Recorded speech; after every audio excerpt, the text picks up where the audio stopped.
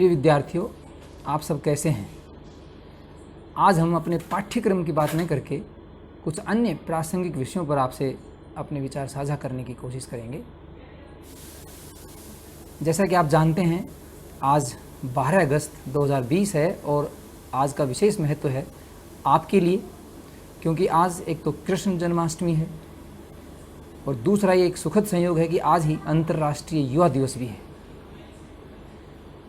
प्यारे विद्यार्थियों, कृष्ण जन्माष्टमी पूरे देश में बड़े हर्षोल्लास के साथ मनाई जाती है, लेकिन क्या कभी आपने सोचा है कि कृष्ण आपके अधिक निकट जुड़ते हैं? क्यों? क्योंकि कृष्ण संपूर्ण विश्व के साहित्य में अकेले ऐसे कैरेक्टर हैं जो यूथ आइकॉन के रूप में लोकप्रिय है। हजारों वर्षों से ऐसा कोई कैरेक्टर हमें साहित्य में या इतिहास में नहीं मिला जो इस तरह से युवाओं में लोकप्रिय रहा हो। आज अंतर्राष्ट्रीय युवा दिवस पर और कृष्ण जन्माष्टमी के इस संयोग पर हम कृष्ण से जुड़ी कुछ बातें आपसे साझा करेंगे। आपने देखा होगा कि कृष्ण इतने लोकप्रिय कैसे हुए। कृष्ण के दो पक्ष हमारे सामने आते हैं। एक तो किशोर वय के कृष्ण जो गोकुल और वृंदावन के उस ग्रामीण क्षेत्र में रहते हैं, और दूसरे युवा कृष्ण जो पांडवों के पक्ष में रहकर धर्म और न्याय का युद्ध लड़ते हैं। जब वो ग्रामीण अपने परिवेश में रह रहे हैं, किशोर वय में आपको उनकी लीलाओं से परिचय जरूर मिला होगा। हमारा पूरा भक्ति साहित्य जिसमें कृष्ण भक्ति काव्य है और सूरदास उसके प्रतिनिधि कवि हैं, उनसे आपको कृष्ण लीलाओं के बारे में जरूर जानकारी मिली होगी। आपने पिछली कक्षाओं में कृष्ण काव्य के बारे में जरूर जानकारी ली होगी। तो वो लीलाएं दरअसल क्या हैं? किशोर वय के कृष्ण अपनी चुलबुली शरारतों से पूरे वृंदावन को, गोकुल को आंदोलित रखते हैं, सक्रिय रखते हैं और आनंदित रखते हैं। यह एक अजीब संयोग है कि एक व्यक्ति शरारत भी करे और प्रसन्नचित्त भी रखे। ऐसा कैसे हो सकता है?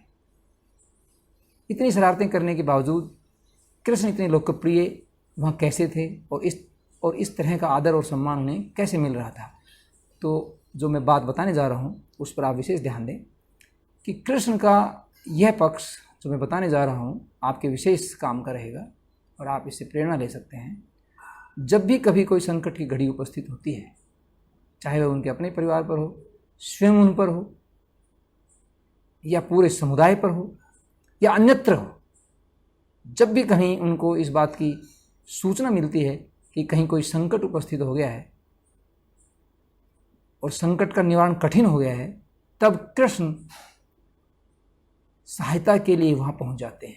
चाहे वो छोटे वय में हैं, चाहे वो युवा कृष्ण के रूप में है। और पूरी लीलाओं में आपने देखा होगा कि कृष्ण का यह रूप क्या है? हेल्पिंग हैंड वाला। वो हमेशा जहाँ भी संकट देखते हैं अपने इस सहायता वाले हाथ को आगे कर देते हैं। कैसे उपस्थित होते हैं, किस तरह की चतुराई से उन संकटों का वो निवारण कर देते हैं। कई बार तो हमें आश्चर्य होता है कि उनकी शक्ति के बाहर चीज़ें होती हैं, घटनाएं होती हैं, फिर भी वो उनसे पार पा जाते हैं। वो उनकी चतुराई थी। तो यह कैरेक्टर जो हेल्पिंग हैंड वाला कैरेक्टर है कृष्ण का, मैं समझता हूँ कि आपके बड़े काम का है। वर्तमान परिस्थितियाँ ऐसी हैं और युवाओं के सामने तो हमेशा चुनौतियाँ रहती ही हैं। आपको हमेशा सहायता के लिए आगे आना पड़ता है। संसार भर की सारी क्रांतियाँ आपके हाथों हुई हैं। हमेशा बड़े से बड़े संकटों का आपने सामना किया है। वर्तमान में जो संकट चल रहा है वो भी कुछ ऐसा ही है। उसमें भी आपकी भूमिका की तरफ लोग देख रहे हैं। आपने पिछले कुछ महीनों में लाखों की संख्या में ऐसे कार्य किए हैं जिन पर हमें गर्व होना चाहिए। आपने राशन की सामग्री पहुंचाने में मदद की। आपने चिकित्सा सुविधाओं तक जो नीडी पीपल थे उनको ले जाने की बड़े अच्छे प्रयास किए। लोगों को बड़ी उससे राहत मिली। बात हम कृष्ण की कर रहे थे। कृष्ण का एक और पक्ष आप देखेंगे कि बड़े से बड़े संकट में वो कभी भी विचलित नहीं हुए।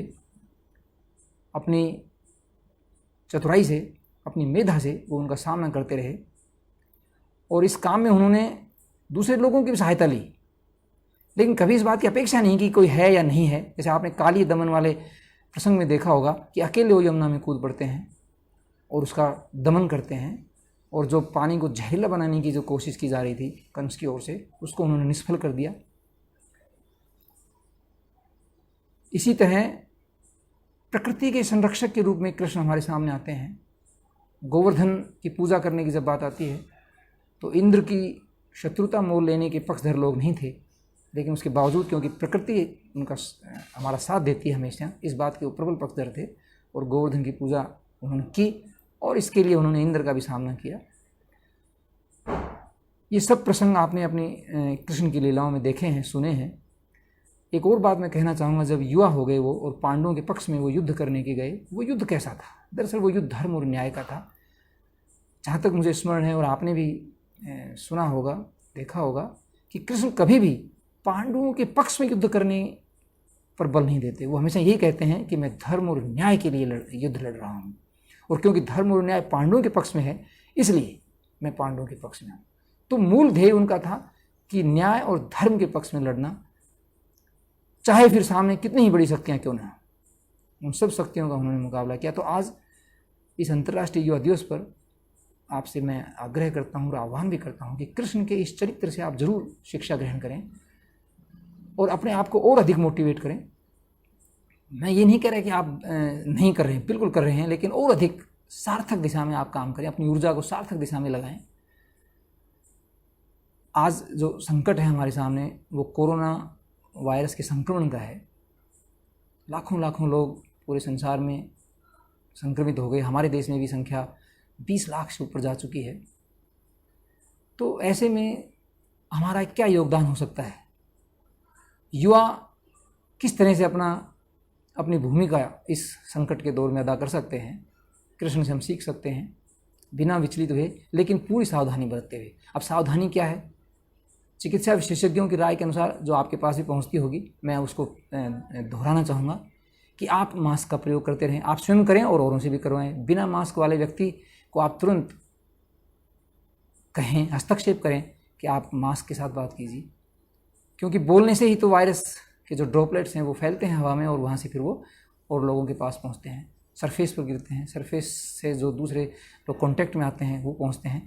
तो आप पहले स्वयं इसका ध्यान रखिए, क्योंकि कई बार युवाओं में ये धारणा है केयरलेसनेस की कि हमें क्या होता है।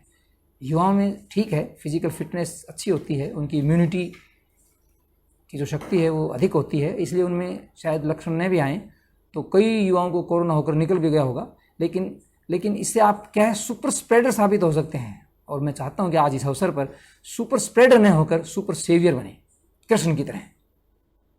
और वो कैसे बनेंगे? उन्हीं 3 चीज़ों से जिनको हमारा चिकित्सा विभाग और विशेषज्ञ बार बार दोहराते रहे हैं कि मास्क का प्रयोग करें, जरूर करें, करवाएं, भीड़ भाड़ वाले इलाकों में न जाएं, और कभी जाना पड़े, ऐसी आवश्यकता आ पड़े कि जाना ही पड़े, तो घर आकर अपने हाथ पैर वगैरह जो भी जहाँ भी आप टच में आए हैं वो अवश्य धोएं, साबुन से धोएं। और अगर कहीं पानी और साबुन की व्यवस्था नहीं है तो आप एक छोटा सा हैंड सैनिटाइजर साथ रखें और अपने हाथों को वहाँ साफ कर सकते हैं। अनावश्यक अन्य वस्तुओं को न छुएं, सरफेस को न छुएं। कहीं भी आप किसी मॉल वगैरह बाज़ार में जाते हैं तो होती हैं कुछ चीज़ें जिनको आप छू सकते हैं, तो उनसे आप बचें। छू भी लें तो वो सैनिटाइज़र का प्रयोग करें।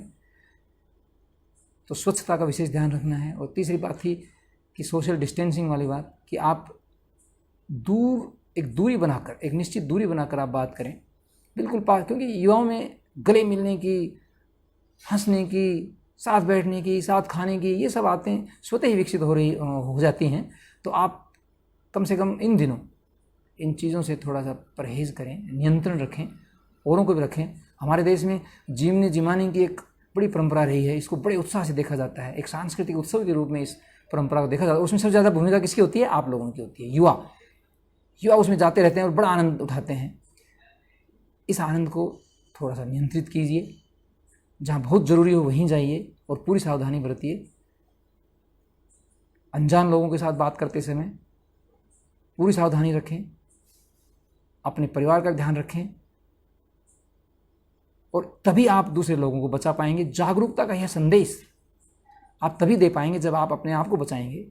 और बिल्कुल इसमें क्लियर रहें, स्पष्ट रहें, किसी भी तरह की भ्रामक स्थिति में न रहें। बहुत सारी चीज़ें आपके सामने आती रहती होंगी, क्योंकि कहते हैं ना कि भाई इन्फॉर्म्ड सिटीजनरी, जो जागरूक नागरिक हैं वही किसी देश की विकास की धुरी होते हैं। और आपका ये बड़ा कर्तव्य है कि आप सही सूचनाएं प्राप्त करें और उनके आधार पर अपने विवेक का इस्तेमाल करें। कृष्ण का एक और पक्ष था, विवेकशील थे वो, कभी भी उन्होंने भावुकता में आकर कोई डिसीजन नहीं लिए। ऐसी बात नहीं कि भावुक नहीं थे, लेकिन विवेक हमेशा उनके साथ रहा। तो आप अपने विवेक को जरूर अपने साथ रखिए, क्या अच्छा है क्या बुरा है, ये सब चीज़ें आप सीखते रहिए और उसी अनुसार अपना कार्य कीजिए। तो जो चीज़ें हमारे सामने आती हैं, जो जानकारी आती है, प्रामाणिक जानकारी, जो ऑथेंटिक नॉलेज है, उसका उपयोग कीजिए। तब कहीं हम जाकर अपनी सोसाइटी को संकट के इस दौर में सहायता पहुंचा सकते हैं। और यही हमारी आज इस दिन में बड़ी भूमिका होगी। 2 दिन बाद हम अपना 74वां स्वतंत्रता दिवस मना रहे हैं। इस अवसर पर आप सबको हार्दिक शुभकामनाएं। और आप अपनी भूमिका बड़े पॉजिटिव ढंग से, साफ सुथरे ढंग से और बिल्कुल क्लियर, बिना डरे, बिना विचलित हुए निभाएं। ऐसी मेरी शुभकामनाएं आपके साथ हैं।